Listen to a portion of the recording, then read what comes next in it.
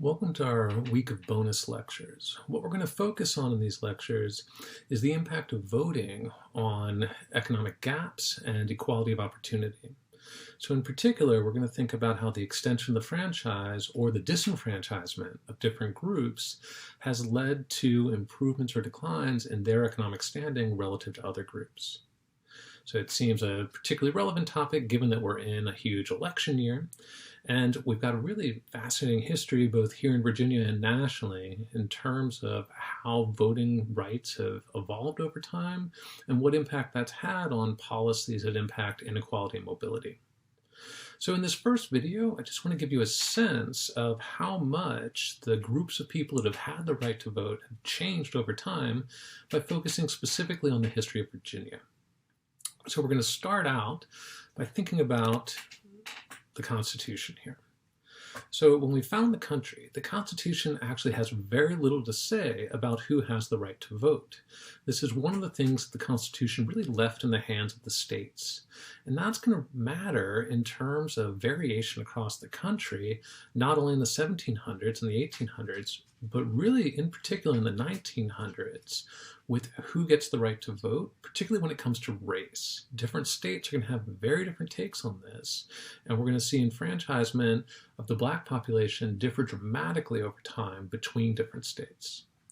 So, as I mentioned, the Constitution is largely silent about who gets to vote, and so Virginia takes an approach early on that's pretty similar to a lot of other states.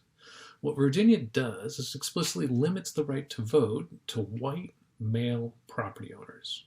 All right, so all three of those things really severely restrict who's represented in this democracy. So we've got a restriction on race, we have a restriction on gender, and we have a restriction on economic standing. So as I mentioned, not particularly unusual for the time. Virginia is very similar to other states in this respect. And this property restriction is going to be the first thing that disappears, but that's not going to disappear until 1851. All right.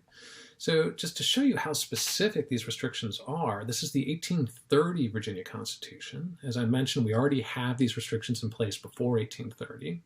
But in 1830, you can see here, this is toward the end of the Constitution talking about who gets to vote. You can see here that they're talking about people that jointly own property. Right? So these cases of two or more tenants in common, joint tenants, or parceners in possession of land. So if the land's of value to entitle them to vote, the land actually has to be valuable enough for all of them to vote. So I believe in 1830, the minimum value here was $25. And so if you had two people sharing land that was worth $30, well, you only got one vote. Only one of those people could vote. Once your value exceeded $50, now you have two votes. Right? So you can see how explicitly tied this right to vote and this ability to be represented in democracy and in policymaking was to just how much wealth you had. Okay? Should also point out there's some other restrictions that you notice here. So people of unsound mind, people who are paupers, they're not allowed to vote. Any person convicted of an infamous offense, they're not allowed to vote. That restriction on infamous offenses, that's one that's actually going to stick around to today, albeit with different language and different application. So how many people are disenfranchised by these three categories of restrictions? By saying white only, male only, and property owner only. To get a sense of this, I pulled data from the complete count of the 1850 Federal Census, which actually has real estate wealth in that census. So what I've got here is a graph that I made from every single person in Virginia in 1850, age 18 or over. So all adults, right? And what you can see is I split it up by race and gender here. So we have black female, black male, white female, white male.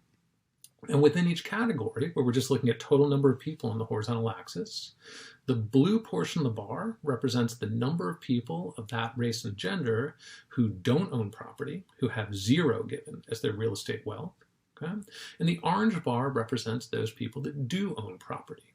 So those two bars taken together are the total population of that subgroup in Virginia in 1850. So the race restriction is automatically eliminating the right to vote for all of these black males and black females. So we're talking about roughly 30,000 people there being disenfranchised on the basis of race alone. When we add in the gender restriction that only males can vote, right, we're limiting the right to vote for over 160,000 females here, including even a sizable chunk of that female population that are property owners, right? And so gender, race, leaves us down to this last bar for white males as eligible voters in 1850. Right? And within those white males, it's only the property owners. So it's actually only this orange portion of that bar, which you can see is not even the majority of white males. So this gives you a sense how in 1850, right, so well after the founding of the country, a couple of generations into the country, right, we still have severely limited the franchise in terms of who can vote and therefore who policymakers are going to target with their policies. All right. So that property restriction is going to disappear right after this, right, 1851. And so that brings this blue portion of the white male bar into the enfranchised group, right? But we're still disenfranchising the majority of the population here because of the race and gender restrictions. So then, after the Civil War, we get the 14th and 15th Amendments to the Constitution, which basically grant citizenship to the black population, and then the 15th Amendment saying that the right to vote for citizens shall not be denied or abridged on the basis of race, right? Or in the specific language of the 15th Amendment, race, color, or previous condition of servitude. And so on its face, this says you can no longer bar black voters from the polls. You can no longer have this restriction that says white only. I should point out, you're still allowed to say male only, right? The 15th Amendment does not address gender. And in fact, if you look at the language of the 14th and 15th Amendment, there's specific language in there about how elections work that still make it clear that you can discriminate on the basis of gender and deny females the right to vote. Right? So this 15th Amendment, in theory, says now, if we go back to our chart, these black male voters are now enfranchised. They can vote, okay? But in practice, that's not what happens, right? In practice, Virginia and a lot of other states institute new voting restrictions that effectively disenfranchise the black population, all right? The two key ways that this was done, at least legally at the time, was through poll taxes and literacy tests. And of course, there were also illegal means of discouraging black voters, essentially through threat of violence. But I want to focus for right now on the poll taxes. So 1870, we get the 15th Amendment, all right? And then by 1876, Virginia's already enacted a state poll tax that's tied to your ability to vote. So what that means is there's a poll tax, which says we need to raise money for some public good, all right? So on its face, that sounds reasonable. We want more funding for schools, something like that. But it says now you cannot vote until you've proven you've paid that poll tax or you pay it at the polls. Okay? I should also point out that they also included at the same time an amendment that stripped people convicted of petty crimes for their voting rights. And this is also going to have a disparate impact on the black population because they were targeted by police and officials for petty crimes. Okay? But let's focus on the poll tax part of this. Right? This is a very contentious thing. It's a very common thing in the 1900s to have this poll tax and to use it to effectively disenfranchise the black population. Here you can see an advertisement from Accomack County that's sort of saying how important this poll tax is, and they're pointing out that they think the Republican National Committee is going to pay the poll tax so that black voters can actually get to vote. And they're saying this is a terrible thing, and so you have to show up to make certain that the black vote does not carry the election. Right? So this is very much part of the public discourse, these poll taxes, and using those poll taxes to ensure that black citizens are basically denied the right to vote. So how big are these poll taxes? Is this really a restriction on who gets to vote? The answer is it really is. Okay? So if we think about the poll taxes in the early 1900s in Virginia, the poll tax in Virginia was $1.50 right around the turn of the century. Okay? And if you were a new voter, you had to pay sort of 3 years in advance is roughly how it worked. So you'd have to pay $4.50 to be able to cast a vote in the election. Okay? So $4.50 probably doesn't sound like a huge amount to you, right? It's an annoyance if you had to pay that each time you voted, but that might sound, not actually going to disenfranchise anybody. But we're talking about the year 1900 right now. Okay, so $4.50 means a lot more in 1900, and it's going to mean a lot more to a black population that still faces severe wage discrimination. So to put these numbers in context, here's some data from a study about the black population of Columbia, Missouri, from right around the turn of the century, just looking at what the weekly wages of black males were. Okay, so what you're looking at in these columns are counts, right? So how many people in this survey made $1 to $5 a week, 5 to 10, 10 and up. Okay, so take a look at laborers here. In that category, we have about 200 workers total, 74 of whom, so about a third of whom, more than a third, make between $1 and $5 a week. So that $4.50 you have to pay before you're able to vote is equal to a week's worth of wages or even a couple weeks worth of wages. Now we're talking about big numbers to get to vote, and that's really going to deter people from voting, right? You're already in a low-paying occupation. You're already living, paycheck to paycheck, although probably not checks at this point in time, right? And so if you're asked to give up a couple weeks of wages to go vote, you probably don't have that in savings. You don't have that sitting around, and so you're not going to be able to vote. Okay? So these really were meant to disenfranchise poor voters and poor black voters.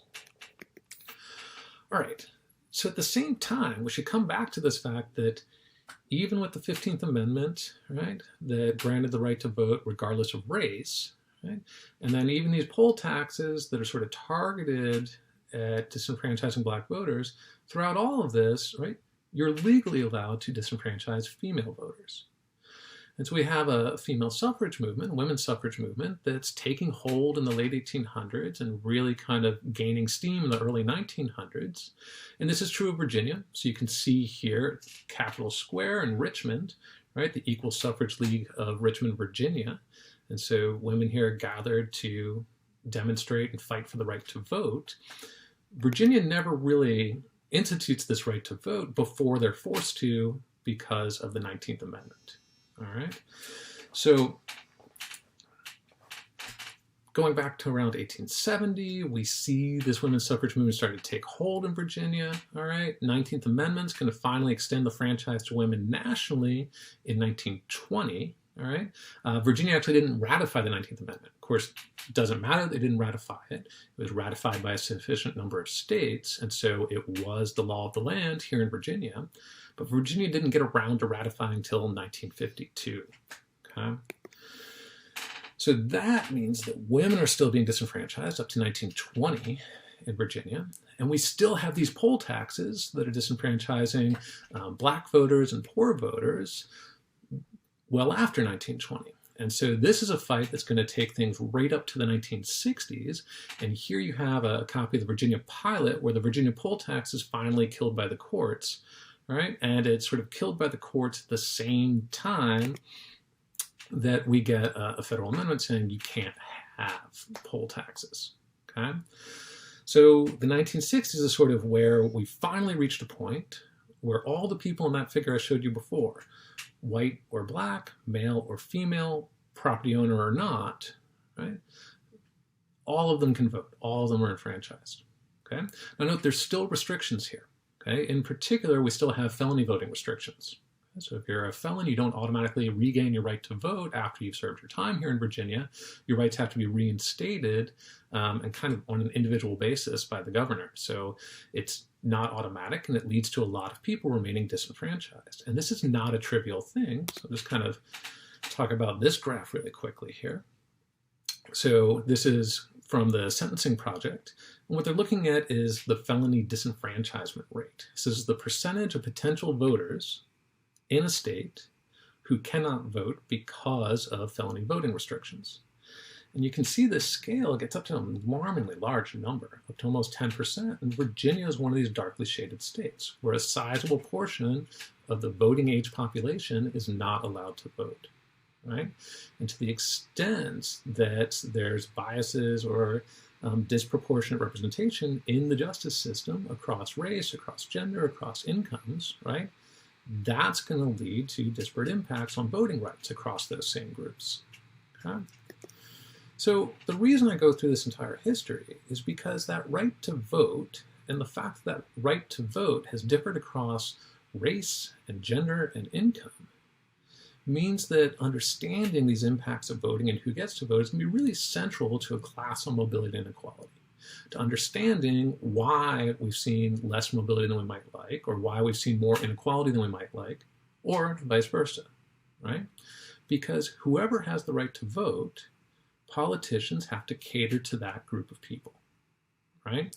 And so if there's people that aren't represented with the right to vote, it's very reasonable to assume that policies aren't going to help those people. And so if the right to vote is already conditional on something like wealth or income, right, and then policies favor that wealthier, higher income group because they're the voters, you can imagine that's going to exacerbate inequality or perhaps drive down upward mobility and that sort of thing. And so extending the franchise is going to be a really important part of the story of how we impact sort of inequality and mobility patterns, right? Or why we haven't had the impacts we'd quite like. And so what we're going to do in the next couple of videos is explore some of the economic literature on what's happened when we have extended the franchise to Black voters. First thinking about the period of Reconstruction, and then thinking about the Voting Rights Act of 1965. So that's what's coming up.